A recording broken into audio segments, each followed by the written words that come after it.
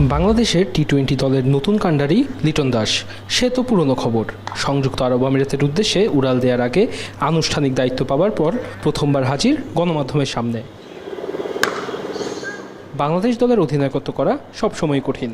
লিটন নিজেও এমন সময় দায়িত্ব পেলেন যখন টাইগার জার্সিতে তার সময়টা খুব ভালো যাচ্ছিল না। তবে দায়িত্ব নিয়ে ব্যাট হাতেও ভালো করার প্রত্যাশা এই ডানহাতির।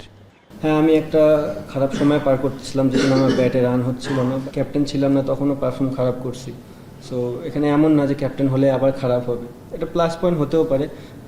যেহেতু একটা নতুন সুযোগ আসছে, আমরা সবাই বিশ্বাস করি যে যার পজিটিভ ওয়েতে চিন্তা করে তার একদিন দুদিন পর হলেও রেজাল্টটা আসে। তো আমি ওই জায়গায় আছি। নতুন অধিনায়কের ডেপুটিও একেবারে নতুন। সহ অধিনায়ককে নিয়ে লিটনের কণ্ঠে ঝরল প্রশংসা। অনেকদিন ধরে শাক মেহেদী কিন্তু বাংলাদেশের ধরতে গেলে one of the best power play বলার হিসাবে বলা চলে। খুব ডমিনেটিং বলার। ওয়ার্ল্ড ক্রিকেটে খুব কম দেখবেন যে আপনি স্পিনাররা এত ডমিনেট করে বল করে। সো ও বাংলাদেশের একটা কি প্লেয়ার, কি ফ্যাক্ট। ও যখন এই দায়িত্বটা পাবে, আমার মনে হয় ও ওখান থেকে আরও ভালো করার চেষ্টা করবে এবং ইনপুট দেওয়ার চেষ্টা করবে আরও বেশি।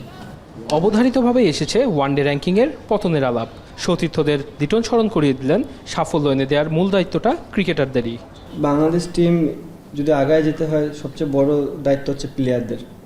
আমরা পারফরমেন্স করলেই টিম আগাবে। সো ফার্স্ট অফ অল আমাদের যারা বাংলাদেশে ফরে খেলে তাদের প্রতিটা রোল প্লে করতে হবে মাঠের মধ্যে। স্থায়ী অধিনায়ক হিসেবে লিটনের প্রথম অ্যাসাইনমেন্ট তুলনামূলক সহজ প্রতিপক্ষ সংযুক্ত আরব আমিরাত।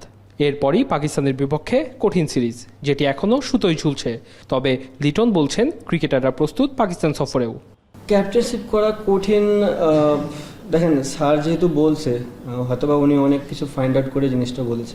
আমি অত লং টাইম কখনো করিনি, সো পার্টিকুলার সিরিজে আমি করেছি, আমার জন্য খুব একটা বদার ফিল হয়নি।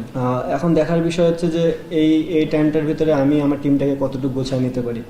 দেখা গেছে লিটনের ব্যাট হাসলে হাসে দল, তাই দর্শক সমর্থক সহ টিম ম্যানেজমেন্ট সবারই চাওয়া নতুন দায়িত্বে পুরনো ছন্দে ফিরবেন লিটন দাস।